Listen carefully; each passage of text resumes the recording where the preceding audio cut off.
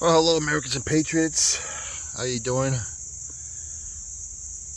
Well, as people are getting more angry over the Epstein files, but people are failing to see that Trump has pretty much put a lot of these idiots in a trap they cannot get out of. Now, Trump has said, well, they won't release the grand jury files. And people say, well, they're on Pam Body's desk. What's going on there? I tell you what's going on. What's even better is people are coming out their own press conferences and telling them what has happened. And then pretty soon they're going to start mentioning names. And I'm telling you right now, when they mention those names, when people don't like to hear the names that are mentioned, they're going to do a total 180 again, the other way, on Epstein. And now they're going to defend Epstein. And they'll defend their cohorts. And the ironic thing is, when they start releasing the names and they start starting to arrest them, you heard Trump talk about also the RICO, charging themselves with RICO charges. That's when you're going to see the riots erupt, people uprising. And this is when the National Guard may start coming in to quell insurrection, which would be totally legal under the Constitution. As I said, I've been telling you for years, whether it's on my new channel or my old channel, which was taken down years ago, we're going to see martial law partly in this country. Not everywhere, but in some cities where the riots are the worst. You're going to see it. So, Trump has led them in the trap, and a lot of their followers who don't need better, who said, we don't understand what your obsession with pedophilia is. Now they're saying, you guys are pedophiles because you don't want to release the files. Well, they're going to do another 180 says, well, you watch. When a lot of their favorite politicians and movie stars and athletes and a lot of these judges who are blocking stuff are involved, you'll see them change their tune real fast. And that's why they need these illegals here. And when the National Guard goes in under the insurrection, this is where we round up a whole bunch of illegals probably, as well as criminals, as well as a lot of these high-profile names who've been involved on the Epstein list. And the one thing I can tell you, from what I've seen, is when you have these press conferences, they don't tell you there's not really a list as, well, so that they say. Who knows what they do know, what they don't know, but they do know the names of people have been victimized, and they know who their victims are.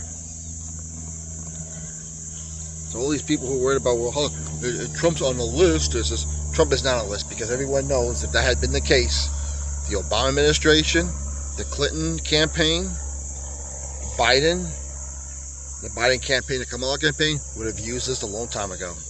They got nothing on Trump. However, there's a whole bunch of crap on them. And that's what they're trying to avoid right now. They're hoping that Trump is on a list so they could use that to pin everything on him and try to deflect it off themselves, which is not going to work.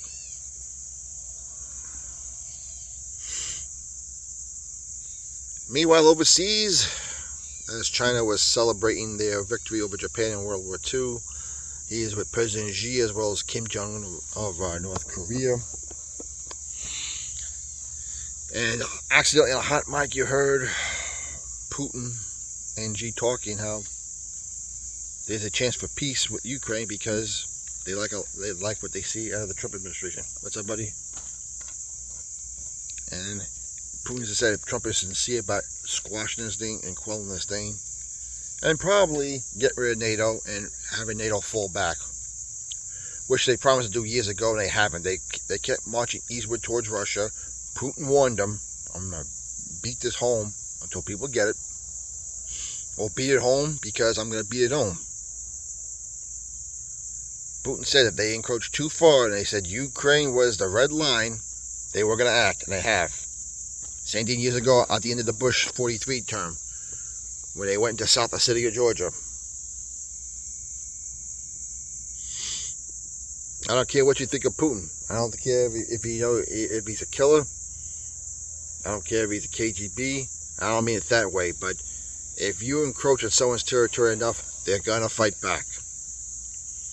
And yes, I know Putin's the world's richest man. I know he's stolen a lot of wealth, but whether people like it or not, he's also made Russia a better place to live since he took over after Boris Yeltsin in the fall of the Soviet Union. Now, does that excuse all this theft? Of course not. But you gotta play with the hand you're dealt with. And Putin's not gonna be around forever. He's 75 years old. Oh yeah, by the way, remember they told us he was gonna die of cancer back in the Biden term? Yeah, we saw a repeat of that when people had Trump is not feeling good, he's sick, he's gonna die soon. Meanwhile, he's on the golf course playing golf. But getting back, there's gonna be a peace deal between Russia and Ukraine eventually. And it's funny how you see Kim Jong-un traveling around the world now. It used to be Kim Jong anything of North Korea never left the country because of the control the CIA and the deep state had on him. When Trump came in office, he cut all them ties. He made a peace agreement. He ended the world's largest ceasefire between North and South Korea. And this is where we are now.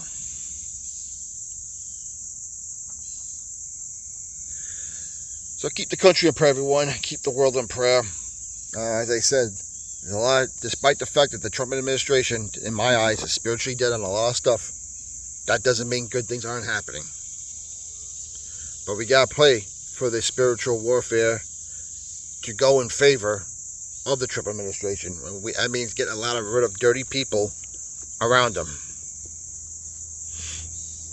That includes, I'm going to say it again, Paula White and the spiritual advisory team. They're useless. Susie Wiles is chief of staff. I don't really trust Marco Rubio that much. I know people have high hopes of Kash Patel. I'm sorry. He's a Hindu who's written books on Wiccan characters. I don't trust him either. I mean, ideology-wise, he may be on our side, but spiritually, which is everything's spiritual. You win the spiritual battle, it filters down. And who was he recommended by? General Flynn. So now I've had doubts on General Flynn. I could be wrong. Hopefully I'm wrong on a lot of stuff. I don't see it.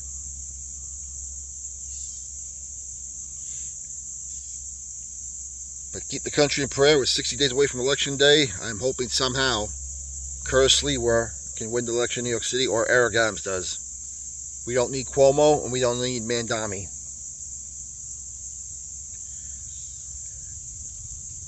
God bless you all. We'll talk to you later.